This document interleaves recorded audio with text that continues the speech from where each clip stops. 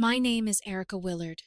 I'm 31 years old, and before Christmas ruined everything, I thought I was the kind of woman who knew how to build a relationship. I work as a logistics coordinator. Not glamorous, not rich, just stable. I drive a 2019 Civic, shop at Costco, and still have student loans breathing down my neck every month. My boyfriend Caleb worked as an office administrator and was still climbing professionally, which never bothered me. Relationships aren't scoreboards. At least, that's what I kept telling myself for 2.5 years.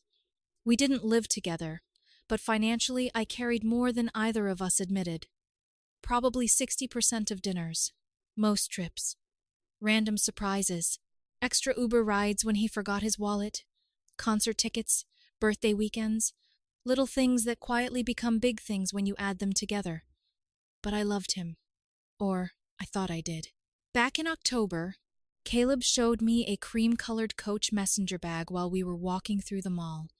He stopped in front of the display, touched the glass lightly, and said, "That's actually gorgeous." I remembered the exact bag, the color, the shape, the way he kept looking back at it as we walked away. So when Christmas came, I tried, really tried. For weeks, I visited stores after work, read reviews, compared colors, and asked sales associates questions because I wanted it to feel perfect. Eventually, I bought the Coach bag he had admired.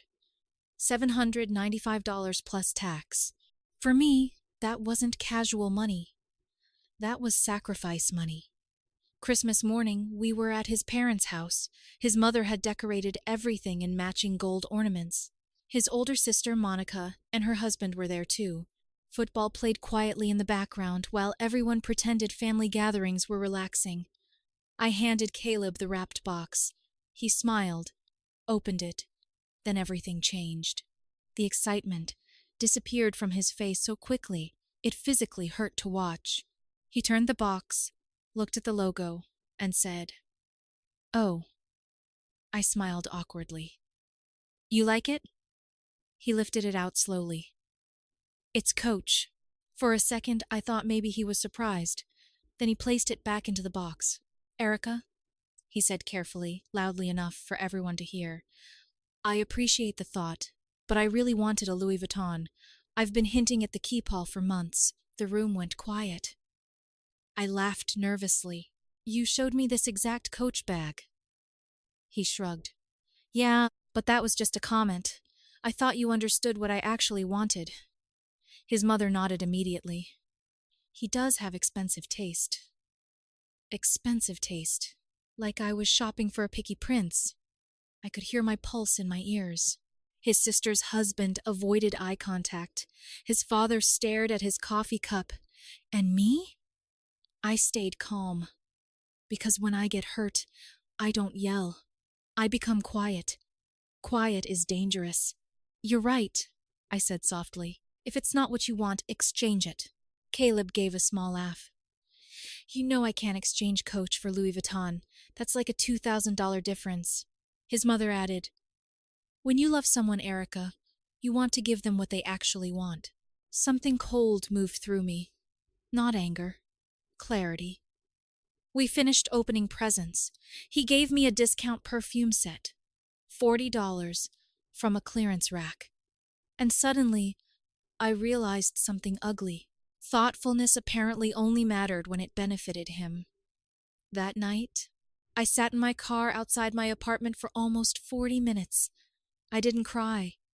I opened my banking app. March, birthday watch. June, anniversary spa weekend. August, designer sunglasses. September, concert tickets. Flowers. Candles. Cashmere scarf. Weekend trips. Random surprise deliveries.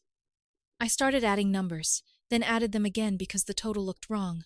$4,287. I stared at the screen. 2.5 years.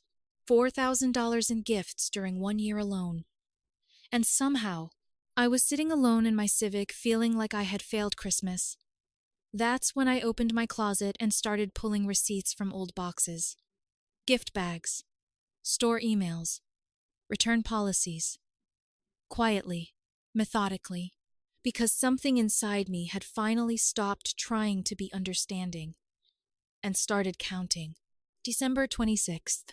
While most people were posting leftover Christmas photos and arguing about board games with relatives, I was standing in a return line at the mall, holding 2 shopping bags and a receipt folder thick enough to look suspicious. The Coach bag went first. The sales associate looked at me and smiled politely. Gift didn't work out? You could say that. I didn't explain further. Then came the watch I bought him for his birthday, that he wore twice before deciding smartwatches were more practical. The cashmere scarf, he called. Too soft-looking. The designer sunglasses from August that still had tags because apparently they were too flashy. Anything unopened. Anything returnable. Anything that represented effort, that had been treated like obligation. 3 days. 9 stores. Too many parking receipts. By the end, I had recovered $4,312. I sat in my apartment staring at the cashier's check. $4,312. Enough money to pay down debt. Enough money for a vacation. Enough money to buy myself something nice. Instead, I kept thinking about Caleb's face when he said, "It's Coach. Not grateful. Not excited. Disappointed." So, on December 29th, I drove past the homeless shelter near the warehouse district I passed every morning on my commute. I'd seen it for years, never stopped. That day, I did. The woman at the front desk looked exhausted in the way only nonprofit workers do. Kind eyes, tired shoulders. When I handed her the check, she blinked twice. "Are you serious?" "Yeah." "For this amount?" I nodded. Her voice cracked a little. "This covers meals for almost 2 months." That sentence stayed with me. 2 months. All because someone thought Coach wasn't good enough. They asked if they could post a thank you photo for social media. "Sure," I said. Didn't think about it again. 3 days later, my phone exploded. Coworkers congratulating me, people messaging me. Someone from corporate reshared the shelter post on LinkedIn. Apparently generosity photographs well. Then Caleb saw it. 17 missed calls. 2 voicemails. 9 texts. By call number 18, I answered. His voice hit me immediately. "Did you seriously return all my gifts and donate the money?" They seemed more grateful. Silence. Then, screaming. Not sadness. Not confusion. Anger. "You humiliated me." I leaned against my kitchen counter. "You told me in front of your family my $800 gift wasn't good enough." "You did this publicly," the shelter posted it. "You knew people would see." I let him keep going. 2 minutes. Maybe 3. Then I finally said, "I realized nothing I bought you would ever feel expensive enough, so I found people who appreciated it." He hung up. That became a pattern. 5 days passed. New Year's Eve morning. Text message. "We need to talk. Come over." No. I suggested a coffee shop near his apartment instead. Public places make manipulation harder. I arrived first. Black coffee. Corner table. Prepared. Caleb walked in wearing the sunglasses I bought him in August, the ones I couldn't return. I almost laughed. He sat down. No hello. No apology. "I talked to my mom and Monica," he said. "They think what you did was emotionally abusive." I took a sip of coffee. "Which part?" "The donation." "You mean the money that came from gifts you didn't want?" "You did it to embarrass me." I looked directly at him. "You embarrassed me first." His jaw tightened. "You're twisting this." "Am I?" "I didn't say your gifts weren't good enough." I blinked slowly. "You literally rejected an $800 gift in front of your family. That's because I wanted something specific. You showed me the Coach bag." His face changed slightly. Tiny crack. Then he said the sentence that explained everything. Monica's husband bought her a Cartier bracelet. There it was. Not the bag, not Christmas. Comparison. Status. Competition. He kept talking. Do you know how that felt? Watching her open Cartier while I got Coach? I leaned back. Monica's husband is a senior partner at a law firm. And I coordinate shipping routes, Caleb. Silence. Then I said quietly, if you want luxury, boyfriend gifts every Christmas, maybe you're dating the wrong woman. His eyes watered immediately. Convenient timing. You used to be thoughtful, he whispered. I stared at him. No, I'm still thoughtful. I paused. I just stopped ignoring things. We sat there quietly. Then he asked the question I wasn't prepared for. Do you still love me? That one hurt. Because part of me wanted the answer to be yes.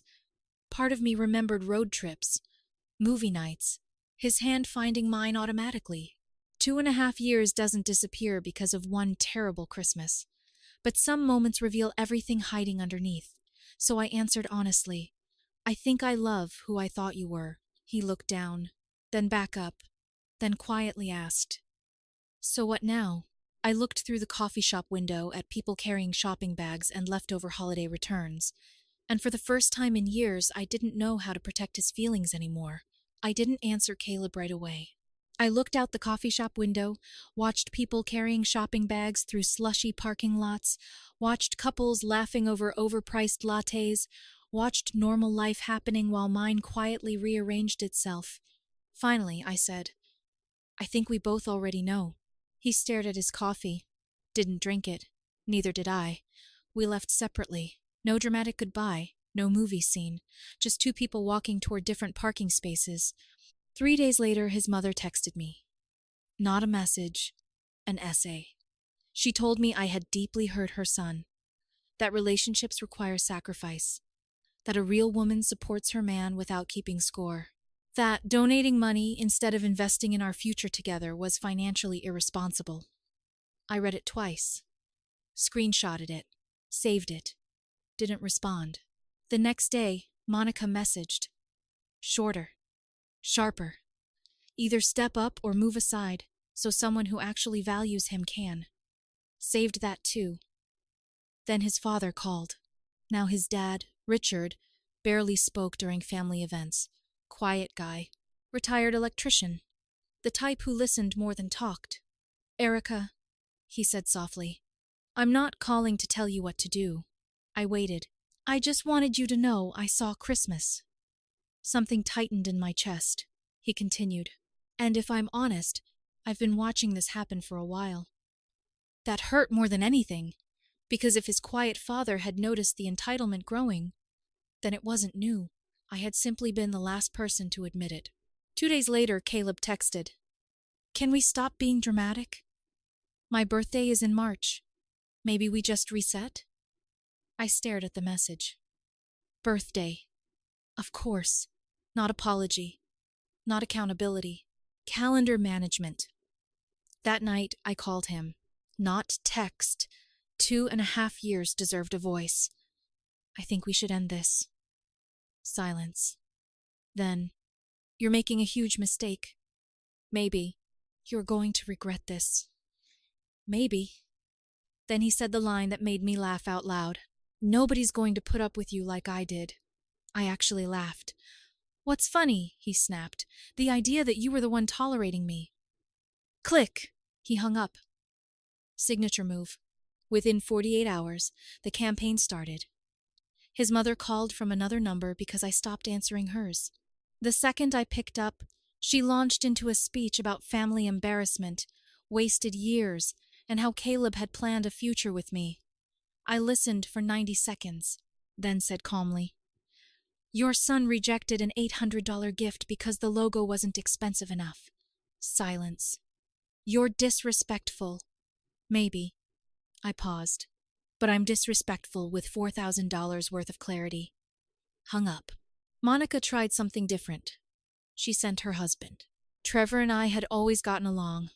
Football Sundays, group dinners, easy conversations. He called sounding tired. My wife wanted me to talk to you. I figured.